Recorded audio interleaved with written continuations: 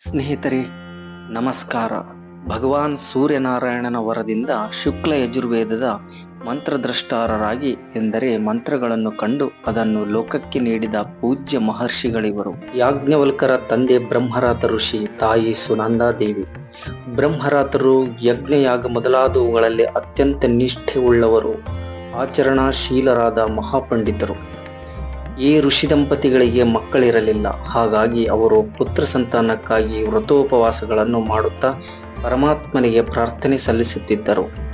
ಯಜ್ಞ ಯಾಗಾದಿಗಳ ಮೂಲಕ ಯಜ್ಞೇಶ್ವರನನ್ನು ಆರಾಧಿಸುತ್ತಿದ್ದ ಬ್ರಹ್ಮರಾತರಿಗೆ ಹುಟ್ಟಿದ ಗಂಡು ಶಿಶು ಯಜ್ಞೇಶ್ವರನಂತೆ ದಿವ್ಯ ತೇಜಸ್ಸಿನಂತಿರುವ ಮಗುವಿಗೆ ಯಾಜ್ಞವಲ್ಕ ಎಂದು ಹೆಸರಿಟ್ಟರು. ಯಾಜ್ಞವಲ್ಕನು ಸ್ವಲ್ಪ ದೊಡ್ಡವನಾದ ನಂತರ ಮನೆಯಲ್ಲಿ ಅಗ್ನಿದೇವನನ್ನು ಹೋಮ ಪೂಜಾದಿಗಳ ಮೂಲಕ ತಂದೆ ಪೂಜೆ ಮಾಡುತ್ತಿದ್ದುದನ್ನು ಭಕ್ತಿಯಿಂದ ನೋಡುತ್ತಿದ್ದನು. ಒಮ್ಮೆ ದೇವತೆಗಳ ದರ್ಶನ ಮಾಡಬೇಕು, ಹಾಗೆ ಮಾಡಲು ನನಗೆ ಸಾಧ್ಯವೇನಮ್ಮ ಎಂದು ಕೇಳಿದನು.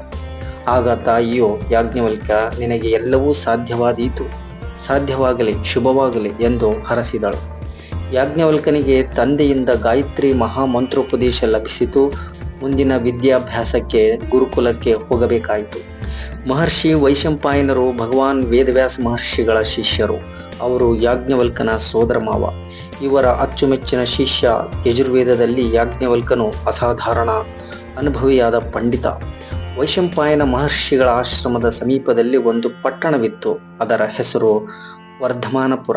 ಸುಪ್ರಿಯ ಎಂಬುವನು ಅಲ್ಲಿಯ ಗುರು ರಾಜಪುರೋಹಿತರಾಗಿದ್ದರು. ರಾಜನು ಒಮ್ಮೆ ತೀವ್ರವಾದ ರೋಗಕ್ಕೆ ತುತ್ತಾದನು. ಅನೇಕ ವೈದ್ಯರು ವಿಧವಾಗಿ ಚಿಕಿತ್ಸೆ ನಡೆಸಿದರೂ ಅದರಿಂದ ಪ್ರಯೋಜನವೇನೂ ಆಗಲಿಲ್ಲ. ಕೊನೆಗೆ ರಾಜನು ವೈಶಂಪಾಯನರ ಬಳಿ ಬಂದು ತನ್ನ ರೋಗ ನಿವಾರಣೆಗಾಗಿ ಹಾದಿ ತೋರಿ ನೆರವಾಗಬೇಕೆಂದು ಬೇಡಿಕೊಂಡನು. ಅವರು ಆಶ್ರಮದಲ್ಲಿ ವಿಧಿ ಪ್ರಕಾರವಾಗಿ ಹೋಮ, ಜಪ, ಪ್ರಾರ್ಥನೆ ಇತ್ಯಾದಿಗಳನ್ನು ನಡೆಸಿ ಪ್ರಸಾದ ರೂಪವಾಗಿ ತೀರ್ಥವನ್ನು ಪ್ರತಿದಿನ ರಾಜನಿಗೆ ಕಳುಹಿಸಿಕೊಡಲು ತೊಡಗಿದನು. ಕೆಲವು ದಿನಗಳು ಕಳೆದವು. ರಾಜನ ರೋಗ ಅಲ್ಪ ಸ್ವಲ್ಪ ಗುಣವಾಯಿತು. ರಾಜನಿಗೆ ಗುರುಗಳು ಕಳುಹಿಸಿಕೊಡುತ್ತಿದ್ದ ತೀರ್ಥದಲ್ಲಿ ನಂಬಿಕೆ ಮೂಡಲಿಲ್ಲ. ಒಂದು ದಿನ ಅರಮನೆಗೆ ತೀರ್ಥವನ್ನು ಕೊಂಡೊಯ್ಯುವ ಸರದಿ ಯಾಜ್ಞವಲ್ಕನದಾಯಿತು. ಒಮ್ಮೆ ರಾಜ ತೀರ್ಥ ಪ್ರಸಾದಕ್ಕೆ ಅಷ್ಟೊಂದು ಮಹತ್ವ ಇದೆ ಎಂದಾದರೆ ಅದನ್ನು ತೋರಿಸಬಹುದು ಎಂದು ಆ ರಾಜ ದರ್ಪದಿಂದ ನುಡಿದನು. ಯಾಜ್ಞವಲ್ಕನು ಮರುಮಾತನಾಡದೆ ಆ ಕ್ಷಣದಲ್ಲಿಯೇ ಮಂತ್ರೋಚ್ಚಾರಣೆ ಮಾಡಿ ಅಲ್ಲಿದ್ದ ಮರದ ಕಂಬಗಳ ಮೇಲೆ ತೀರ್ಥವನ್ನು ಪ್ರೋಕ್ಷಣೆ ಮಾಡಿ ಹಿಂತಿರುಗಿ ನೋಡದೆ ಅಲ್ಲಿಂದ ನೇರವಾಗಿ ತನ್ನ ಗುರುಗಳ ಆಶ್ರಮಕ್ಕೆ ಬಂದನು. ಅಷ್ಟರಲ್ಲಿ ಆ ಕಡೆ ಅರಮನೆಯಲ್ಲಿ ಒಣ ಕಂಬಗಳು ತೀರ್ಥದ ಪ್ರಭಾವದಿಂದ ಚಿಗುರಿ ನಿಂತವು. ಕೂಡಲೇ ಅವುಗಳಲ್ಲಿ ಹೂ, ಕಾಯಿ, ಹಣ್ಣುಗಳು ಮೂಡಿದವು. ಅದನ್ನು ನೋಡಿ ಅರಸ ಮತ್ತು ಅವನ ಪರಿವಾರದವರೆಲ್ಲರೂ ಅತ್ಯಂತ ಆಶ್ಚರ್ಯಚಕಿತರಾದರು. ರಾಜನ ಅಹಂಕಾರವು ಕರಗಿತು. ತಕ್ಷಣ ರಾಜದೂತರನ್ನು ವೈಶಂಪಾಯನರ ಆಶ್ರಮಕ್ಕೆ ಕಳುಹಿಸಿದ. ಯಾಜ್ಞವಲ್ಕನು ಮತ್ತೆ ಪುನಃ ಅರಮನೆಗೆ ತೀರ್ಥ ಪ್ರಸಾದವನ್ನು ತರಬೇಕು ಎಂಬುದಾಗಿ ಅವರು ರಾಜನ ಸಂದೇಶವನ್ನು ಮಹರ್ಷಿಗಳಿಗೆ ತಿಳಿಸಿದರು. ಇಲ್ಲಿ ಆಶ್ರಮದಲ್ಲಿ ಯಾಜ್ಞವಲ್ಕನು ನಡೆದುದನ್ನೆಲ್ಲ ಗುರುಗಳಿಗೆ ಹೇಳಿದ. ಅವರಿಗೆ ಅಸಮಾಧಾನವಾಯಿತು. ಶಿಷ್ಯನು ದುಡುಕಿದ ಎನ್ನಿಸಿತು. ಅಷ್ಟರಲ್ಲಿ ರಾಜದೂತರು ಬಂದರು. ಮತ್ತೆ ಯಾಜ್ಞವಲ್ಕರು ತೀರ್ಥ ಪ್ರಸಾದಗಳನ್ನು ತರಬೇಕೆಂದು ಅರಸನ ಪ್ರಾರ್ಥನೆ ಎಂದರು. ಆಗ ಗುರುಗಳಿಗೆ ಸಮಾಧಾನವಾಯಿತು. ಆಗ ವೈಶಂಪಾಯನರು ಯಾಜ್ಞವಲ್ಕರನ್ನು ಕರೆದರು. ನೀನು ನಡೆದುಕೊಂಡ ರೀತಿಯಿಂದ ರಾಜನಿಗೆ ಸಿಟ್ಟು ಬಂದಿರಬಹುದು, ನಿನಗೆ ಶಿಕ್ಷೆಯೂ ಆಗಬಹುದು. ಮತ್ತೆ ಹೋಗಿ ತೀರ್ಥ ಪ್ರಸಾದಗಳನ್ನು ಕೊಟ್ಟು ಬಾ, ನಿನಗೂ ಶಿಕ್ಷೆ ತಪ್ಪುತ್ತದೆ, ನನಗೂ ಸಂತೋಷ ಎಂದರು. ಆದರೆ ಯಾಜ್ಞವಲ್ಕನಿಗೆ ಅವರ ಮಾತು ಒಪ್ಪಿಗೆ ಆಗಲಿಲ್ಲ. ದುರಾಚಾರಿ, ದುಷ್ಟಬುದ್ಧಿಯ ರಾಜನಿಗೆ ಸಹಾಯ ಮಾಡಿ ಅವನನ್ನು ಗುಣಮುಖನಾಗಿಸಿದರೆ ಅದರಿಂದ ಯಾರಿಗೂ ಹಿತವಲ್ಲ ಎಂದು ಹೇಳಿದ. ಈ ಮಾತನ್ನು ಕೇಳಿದ ಗುರುಗಳು ಕೋಪದಿಂದ, ನೀನು ನನ್ನ ಮಾತುಗಳನ್ನು ತಿರಸ್ಕರಿಸಿ ನನಗೆ ವಿರೋಧವಾಗಿ ವರ್ತಿಸಿರುವೆ. ನೀನು ಇನ್ನು ನನ್ನ ಶಿಷ್ಯನಾಗಿ ಮುಂದುವರಿಯಲು ಅರ್ಹನಲ್ಲ. ಈಗಿಂದೀಗಲೇ ಇಲ್ಲಿಂದ ಹೊರಟು ಹೋಗುವ ಮೊದಲು ನಾನು ನಿನಗೆ ಕಲಿಸಿರುವ ವೇದವಿದ್ಯೆಯನ್ನು ಇಲ್ಲಿಯೇ ಬಿಟ್ಟು ಹೋಗು ಎಂದು ಯಾಜ್ಞವಲ್ಕರಿಗೆ ಕಠಿಣವಾಗಿ ಆಜ್ಞೆ ಮಾಡಿದರು. ತಕ್ಷಣವೇ ಯಾಜ್ಞವಲ್ಕನು ಗುರುಗಳಿಂದ ಕಲಿತ ಯಜುರ್ವೇದ ಮಂತ್ರವನ್ನೆಲ್ಲ ವಾಂತಿ ಮಾಡಿದನು. ಅವನ ದೇಹದಿಂದ ತೇಜಸ್ಸು ಹೊರಬಂದಿತ್ತು. ಮುಂದೇನು ಎಂಬ ಚಿಂತೆಯೊಡನೆ ಗುರುಗಳಿಗೆ ನಮಿಸಿ ಆಶ್ರಮದಿಂದ ಹೊರಬಂದನು. ಮಗನ ವಿದ್ಯಾಭ್ಯಾಸದ ಮುಂದಿನ ಏರ್ಪಾಟಿನ ಬಗೆಗೆ ಬ್ರಹ್ಮರಾತ ದಂಪತಿಗಳು ಚಿಂತಿಸಿ ಯಾಜ್ಞವಲ್ಕನನ್ನು ಪೈಲಮುನಿಗಳ ಶಿಷ್ಯರಾದ ಭಾಷ್ಕಲ ಮುನಿಗಳ ಆಶ್ರಮಕ್ಕೆ ಕಳುಹಿಸಿದರು. ಅಲ್ಲಿ ಋಗ್ವೇದವನ್ನು ಕಲಿತುಕೊಂಡನು. ಯಜುರ್ವೇದ ವಿದ್ಯೆ ನಷ್ಟವಾಗಿ ಹೋದುದನ್ನು ಪುನಃ ಸಂಪಾದಿಸಿಕೊಳ್ಳಲು ಉದ್ದಾಲಕರ ಆಶ್ರಮದಲ್ಲಿ ಯಾಜ್ಞವಲ್ಕನು ವೇದ ಮಾತೆ ಗಾಯತ್ರಿ ದೇವಿಯ ಮಂತ್ರ ಜಪ ಧ್ಯಾನಗಳನ್ನು ಹೆಚ್ಚು ಮಾಡತೊಡಗಿದ. ಕಠಿಣವಾದ ವ್ರತಗಳನ್ನು ಕೈಗೊಂಡು ವೇದ ಮಾತೆ ಗಾಯತ್ರಿಯನ್ನು ಕುರಿತು ನಡೆಸಿದ ವಿಶೇಷ ವ್ರತ ಫಲಿಸಿತು. ಗಾಯತ್ರಿ ದೇವಿಯು ಪ್ರತ್ಯಕ್ಷಳಾದಳು. ಯಾಜ್ಞವಲ್ಕನು ವೇದ ವಿದ್ಯೆಯ ಬಗೆಗೆ ತನ್ನ ಜ್ಞಾನ ಸಂಪೂರ್ಣ ಆಗಲು ಯಜುರ್ವೇದದ ವಿದ್ಯೆಯನ್ನು ಅನುಗ್ರಹಿಸಬೇಕು ಎಂದು ಬೇಡಿಕೊಂಡನು. ಗಾಯತ್ರಿ ಮಾತೆಯ ಮಂಗಳಾಶೀರ್ವಾದದಿಂದ ಯಾಜ್ಞವಲ್ಕನ ದೇಹ ಮನಸ್ಸುಗಳಲ್ಲಿ ನವಚೇತನ ತುಂಬಿ ಹರಿಯಿತು. ದೇಹದ ವಿವಿಧ ಭಾಗಗಳಲ್ಲಿ ಸೂಕ್ಷ್ಮವಾಗಿ ಅಡಗಿರುವ ಬೇರೆ ಬೇರೆ ದೇವತಾ ಶಕ್ತಿಗಳ ಅರಿವು ಅವನಿಗಾಯಿತು.